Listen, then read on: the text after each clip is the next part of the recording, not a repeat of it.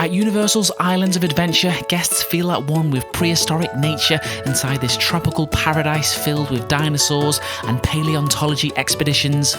But this island's beauty masks hidden dangers that no biologically engineered preserve has ever been able to avoid.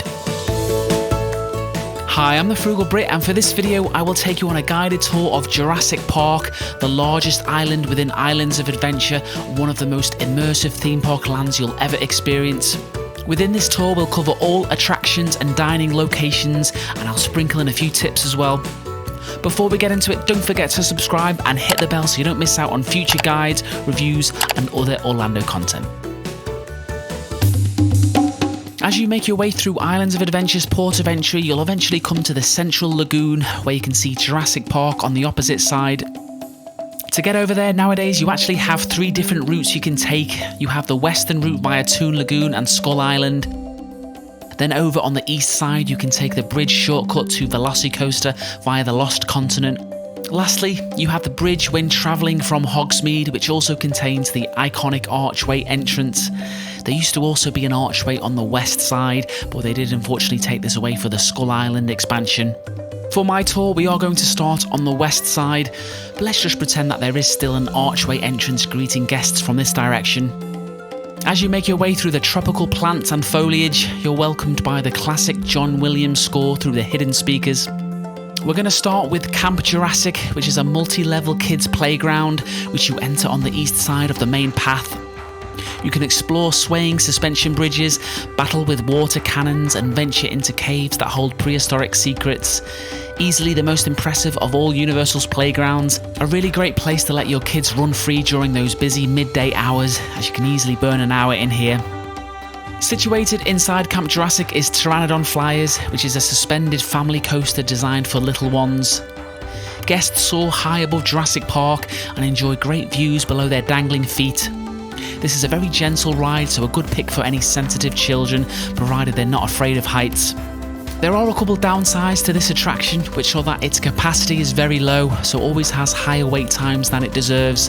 Best to experience first thing or late in the day, but chances are you may have other plans during these times, one of the reasons why I don't often get a chance to experience it. Also, only guests riding with 1 child per adult can get on, and that child needs to be under 48 inches. As we exit Camp Jurassic, we're a very short walk away from one of the park's original headliner attractions, which is Jurassic Park River Adventure, based on a very similar attraction that opened in Universal Studios Hollywood in '96, which converted to a Jurassic World theming. The Orlando version retains its Jurassic Park theming and contains 1.5 million gallons of water, the largest theme park water descent ever constructed. Theming wise, I think this attraction will always be the best representation of Jurassic Park, despite a boat ride not featuring in the original movie. You will get wet here, so be sure to throw on your poncho and waterproof bags for your feet if this is a concern.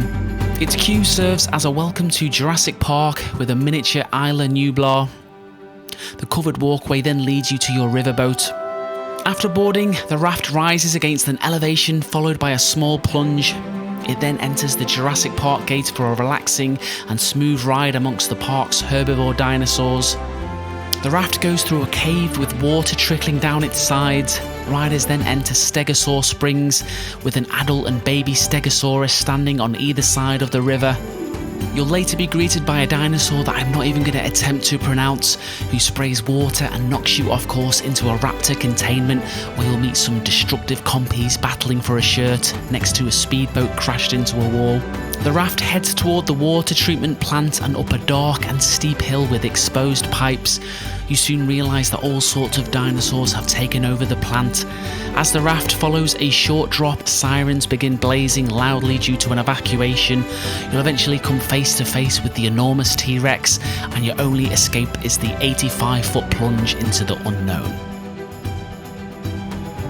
Within splashing distance of River Adventure is the Falls Terrace quick service restaurant, specialising in barbecue cuisine. Its platters and combos range between $16 and $21, which includes an array of rotisserie chicken, barbecue ribs, and smoked turkey legs. This is my personal favourite of all Jurassic Park dining locations and my fourth pick in the whole park. Fantastic decoration and views of the River Adventure splash zone. If we continue our way towards the top of the park, we'll arrive at the Raptor Encounter meet and greet attraction. Here you'll meet a raptor expert who'll guide you through your interactions with the raptors, including Blue from Jurassic World, as well as a baby raptor that comes out from time to time, all providing opportunities to pose for pictures and videos. This attraction unfortunately has grown quite popular and the queue is pretty slow, so be sure to check with a member of staff how long the wait is. A few steps away from Raptor Encounter is Pizza Predattoria Walk-Up Hut, where you can choose from a few pizza options, meatball sub and chicken salad. I recommend the Meat Lovers Pizza as well as the Brookie, which is the chocolate chip cookie filled brownie. Just south of Pizza Predattoria is the midway section of Jurassic Park, which contains a number of carnival games like balloon darts and target shooting. Nearby, you'll find some great photo opportunities with the classic Jurassic Park Jeeps, which are the actual vehicles used from the original movie. In the southwest corner of the midway section is the final dining option in Jurassic Park, which is the Burger Digs quick service restaurant. Whilst I haven't been for a long time, I was not a fan based on my last experience, but I do need to give it another try.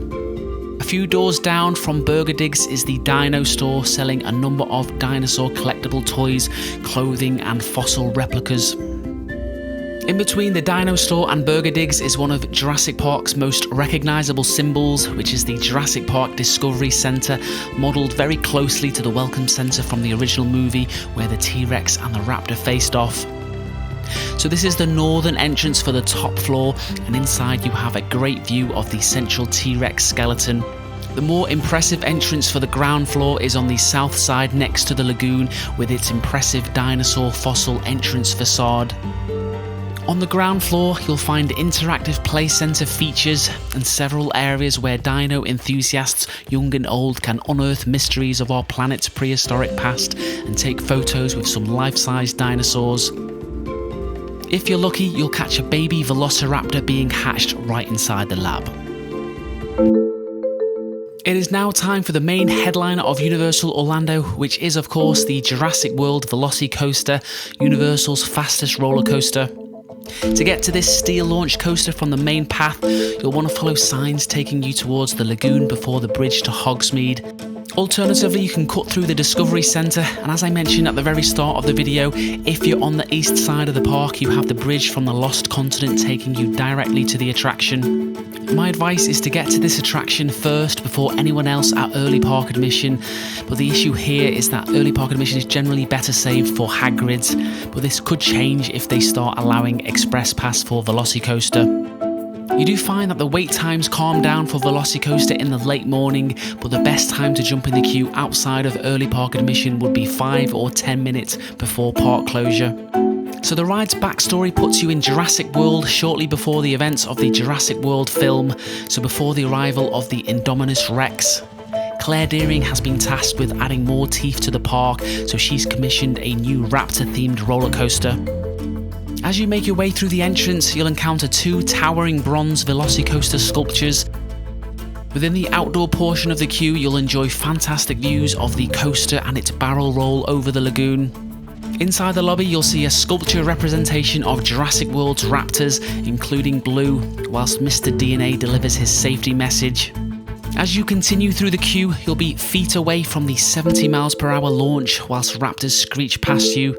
Guests then enter a room with a video presentation from Dr. Henry Wu. You'll then make your way into the examination room and come face to face with 2 full-grown Velociraptor, Delta and Echo, who are caged and muzzled.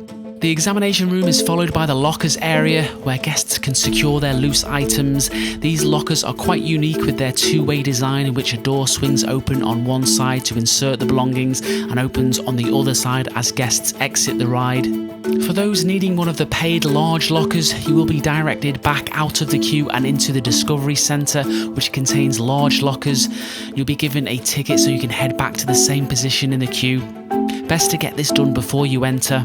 After passing the metal detectors, guests walk up a flight of stairs into a final pre-show room displaying a video where Claire briefs guests on her vision for the attraction, joined by trainer Owen Grady, who shares his apprehensions. Once exiting the station, riders are launched 0 to 50 miles per hour in 2 seconds. Immediately after the launch, the train passes through the Isla Nublar rockwork, with a number of twists and inversions before reaching the 150-foot top hat, which gives the illusion of flying over islands of adventure before dropping 140 feet down at 80 degrees. Following this, the ride enters its signature element, a heartline roll at 53 miles per hour, followed by an off-axis airtime hill before reaching the brake run conclusion. That's it for this video. Thank you for watching. I hope you enjoyed this tour of Jurassic Park, hopefully useful for your next trip. Do check out some of my other Universal videos to help with planning, and if you're interested in future videos, don't forget to subscribe.